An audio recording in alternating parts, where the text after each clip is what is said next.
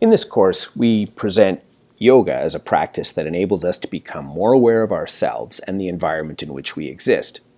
Given how quickly digital technologies have gained a foothold in our lives, it's important to ask questions around how they impact our physical and our emotional and mental health.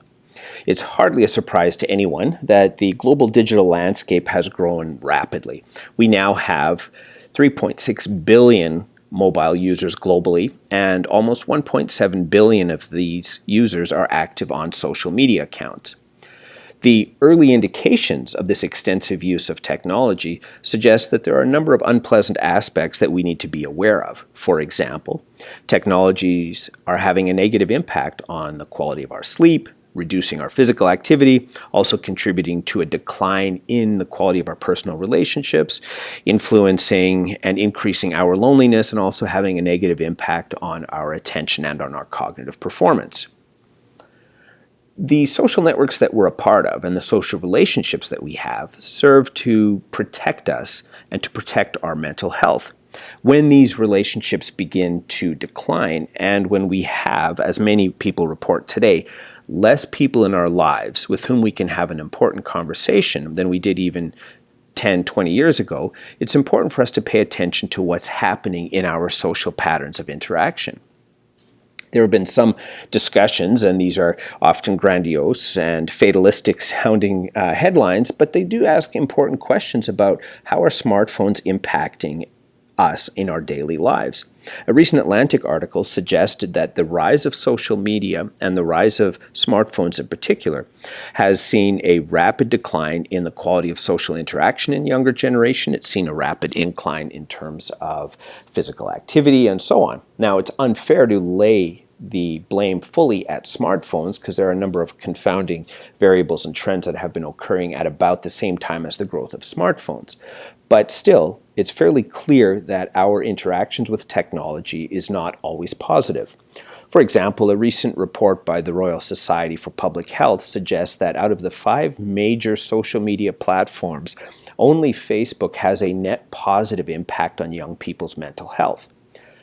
Twitter, Facebook, Snapchat, and Instagram all report negative impacts.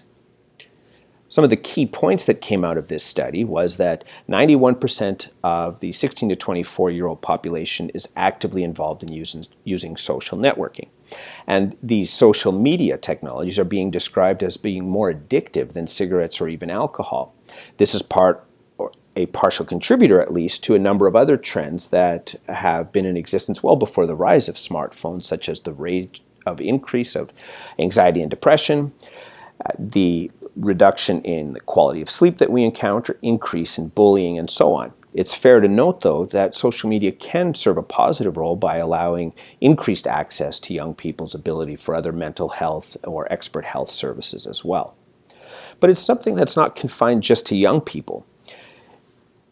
A recent study looked at the prevalence of loneliness in the elderly population, and 43% reported feeling lonely. So in spite of being globally connected and having constant connectivity to all the people that we know on a near daily basis, there's something about the quality of that interaction through technology that is not as rich and as robust as when we interact face-to-face or when we're engaged in meaningful relationships. Report and work done through UCLA suggests that digital technology can actually be quite harmful to our physical health. As we spend more time on computers and on smartphones, there's a resulting weight gain because of the impact that they have on specifically our sleep cycles. A large study looking at Facebook use suggested that the more active we are on Facebook, the more negative impact it has on our mental health in particular. And one example looked at the extensive use of Facebook had a negative impact with our general well-being and particularly related to our mental health. Another aspect looked at the impact that use of Facebook had on body image in U.S. college women. Looking at Facebook and Instagram similarly produces the same effect, which is the more we use these tools, the more intention we have on physical appearances, and the more negative feelings arise about how we view ourselves. An additional aspect of the use of these technologies is particularly pronounced on our sleep, where The evidence now exists as we're using smartphones just before we go to bed. First thing when we wake up in the morning, there is a particularly negative impact that it has on the quality of our sleep. Another component that comes out of extensive use of technology, not only smartphones, but it's the amount of time that we spend sitting. And when we have long periods where we're not physically active, we end up increasingly becoming less fit and becoming less well physically, which in turn has an impact on our emotional and our mental health as well. But this is an important thing to focus on, that these tools have built-in addictive properties. As noted earlier, the use of social media, it can be as addictive as cigarettes or even other drugs or substances.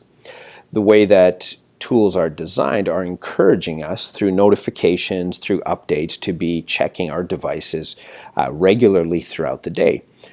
The Pew Internet Research Center recently put out a publication that looked at the ways that the Internet of Things, which is sort of a next generation of digitally enabled interaction where the physical environment around us has a computing layer through sensors and other things attached to it, suggests that the stickiness of being connected is so strong today that it's very difficult to let go and actually disconnect, and that this will only continue to grow in influence and as a factor. So quite simply, we need to start asking ourselves, how do we want to interact with technology, and becoming aware of the ways that technology influences us on a daily basis.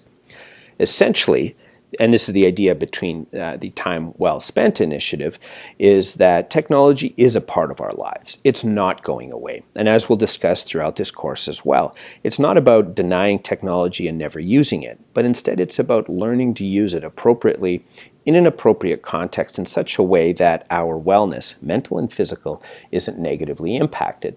Unfortunately, it doesn't mean that we have to make huge, dramatic life changes. For example, a recent article in the New Scientist emphasized that we can improve our physical health and thereby our mental health through simple tasks such as regular walking. In our case, of course, we're promoting regular yoga, or as things as basic as vacuuming. 30 minutes of some type of physical activity 5 days a week has a significant impact in the quality of our health overall. And that's the perspective that we're taking in this particular course. Begin to use practices such as yoga to improve the quality of your life and to become more aware of how you're using technologies and ensuring that those technologies aren't having a significant impact on your mental and physical health.